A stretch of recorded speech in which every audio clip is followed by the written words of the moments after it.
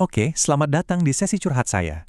Judulnya, Bagaimana Seekor Ayam Menghancurkan Kewarasan Saya. Ya, oke, mungkin sedikit berlebihan. Tapi serius, ini semua berawal dari kemurahan hati yang ujung-ujungnya bikin saya pengen ganti kewarganegaraan. Dan biang keroknya, cuma seekor ayam. Ya beneran, seekor ayam. Makhluk berbulu yang harusnya jadi simbol kehangatan keluarga, makanan enak ya kan? Buat saya, ayam itu malah jadi pemicu, ya sebut saja bencana sosial yang skalanya lumayan epik. Hampir gila saya dibuatnya. Oke, kita mulai ceritanya dari awal deh. Jadi gini, ceritanya saudara saya datang main ke rumah. Orangnya baik banget, dia bawa oleh-oleh, seekor ayam yang kelihatannya gemuk dan sehat. Ya jelas, saya seneng dong. Langsung saya masak, kita makan bareng. Wah, suasananya enak banget. Momen keluarga yang sempurna, gitu loh. Sampai bel pintu bunyi. Suara bel. Dulu sih buat saya, ya cuma suara biasa aja. Sekarang, dengar suara itu langsung trauma saya. Nah, disitulah momen indah saya mulai retak. Dan pintu rumah saya, entah kenapa berubah jadi semacam portal gaib buat orang-orang antah berantah. Sejak malam itu, dimulailah parade tamu tak diundang yang gak ada habis-habisnya. Satu persatu, muka-muka asing mulai muncul di depan pintu, semua ngakunya sama dan pasang senyum yang, ya, mencurigakan lebarnya. Coba kita urut ya. Tamu pertama ngaku, saya temannya saudara Anda. Oke, fine, masih nyambung lah ya. Tamu kedua, saya temannya teman saudara Anda. Udah mulai aneh, tapi ya udahlah. Tamu ketiga, saya temannya dari temannya teman saudara Anda. Tunggu. Ini kita lagi ngomongin silsilah apa audisi sinetron sih? Koneksinya makin lama makin ngaco. Nah, ini tuh persis kayak fotokopian loh. Ayam dari saudara saya itu dokumen aslinya. Jelas, berharga. Tamu pertama itu fotokopian pertama. Masih oke lah, masih kebaca. Tapi tamu-tamu berikutnya, itu fotokopi dari fotokopian sebelumnya. Terus difotokopi lagi, dan lagi. Makin lama kan makin pudar, makin buram, sampai akhirnya yang datang itu cuma, ya selembar kertas nggak jelas yang hampir nggak ada hubungannya sama dokumen aslinya. Iya, namanya tuan rumah harus baik kan? Ya udah saya senyum. Tapi ini bukan senyum tulus ya. Ini senyum orang yang lagi nahan teriak sekuat tenaga. Sumpah, pipi saya sampai kram, terus mata saya yang satu mulai kedutan sendiri. Saya sajikan sisa-sisa sop ayam dengan muka ramah palsu, padahal di dalam hati saya udah mikir, oke, besok saya harus gali parit buaya di depan rumah. Tapi kan kesabaran orang ada batasnya. Batas saya itu akhirnya jebol juga. Puncaknya itu pas ada orang datang lagi. Ini orang paling asing dari semua yang asing. Datang-datang langsung duduk santai kayak yang punya rumah. Terus natap saya penuh harap seolah-olah dia lagi nungguin jamuan makan malam bintang 5.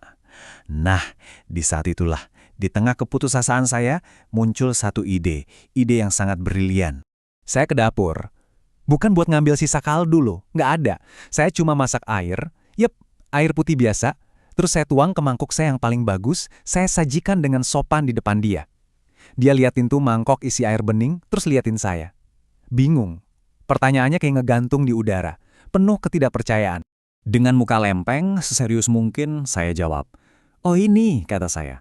Ini adalah sop dari sopnya ayam hadiah saudara saya. Saya diam sebentar, biar kata-kata saya meresap. Saya jelasin kalau ini tuh bentuk paling murni, esensi dari sop aslinya, yang telah melewati berbagai lapis penyaringan sosial. Singkatnya, ya air panas. Orang itu ya jelas bengong, bingung. Tapi di kepala saya lagi siap-siap buat debat kusir terhebat sepanjang masa. Coba deh kita bayangin, gimana kalau semua tamu itu ngumpul bareng, terus mereka protes dan minta penjelasan ke saya?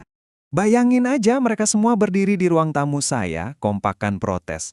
Suara mereka tuh penuh dengan rasa berhak yang aneh, seolah-olah koneksi samar mereka itu udah kayak tiket VIP aja, menuntut sesuatu yang bahkan gak pernah jadi hak mereka dari awal. Nah, ini dia jawaban pamungkas saya dalam imajinasi saya. Oh, kalian dapat pesta kok. Pesta logika. Dengerin ya, kalian semua itu nyambung ke ayamnya lewat berapa lapis temennya temen. Jauh banget kan? Nah, air ini langsung menyentuh panci yang sama dengan kaldu ayamnya. Jadi secara teknis, air panas ini lebih dekat hubungannya sama si ayam daripada kalian semua. Logika yang absurd tapi memuaskan banget. Biar jelas ya, di satu sisi ada mereka yang ngerasa punya hak istimewa cuma karena koneksi yang super tipis. Di sisi lain, ada saya. Ayam saya udah ludes, kaldu saya udah habis, dan yang paling penting, kesabaran saya udah minus. Jomplang banget kan ekspektasi mereka sama kenyataan pahit saya? Oke, bercandanya udahan. Kita serius sebentar. Cerita ini kan sebenarnya bukan cuma soal saya yang bete atau tamu yang nggak tahu diri. Ada makna yang lebih dalam di balik semangkok air panas tadi. Ini tuh sebuah metafora tentang gimana sesuatu yang tadinya berharga bisa kehilangan artinya sama sekali. Coba deh pikirin, sop air panas ini tuh ada di mana-mana. Contohnya, berita penting yang kita dengar dari teman, yang dengar dari temannya lagi, yang cuma baca judulnya doang. Atau nasihat hidup yang dalam banget, tapi diceritain ulang sama orang yang cuma dengar doang, nggak pernah ngalamin sendiri. Kita dapat ceritanya, tapi intisarinya hilang. Nah, disitulah masalahnya. Tiap kali sebuah informasi atau pengalaman pindah dari satu orang ke orang lain, kualitasnya pasti berkurang. Substansinya terkikis, kayak fotokopian yang makin pudar tadi. Bentuknya mungkin masih kelihatan, tapi detailnya, nuansanya, dan kebenaran intinya udah hilang. Kita cuma dapat gemanya doang, bukan suara aslinya. Jadi, pelajaran utamanya apa? Ada hal-hal di dunia ini yang nggak bisa diwakilkan, harus dialami sendiri. Kita nggak bisa nitip merasakan sebuah pengalaman ke orang lain. Kita nggak bisa ngerasain hangatnya pelukan dari cerita orang, dan yang pasti, mustahil kita bisa mencium seseorang lewat perantara.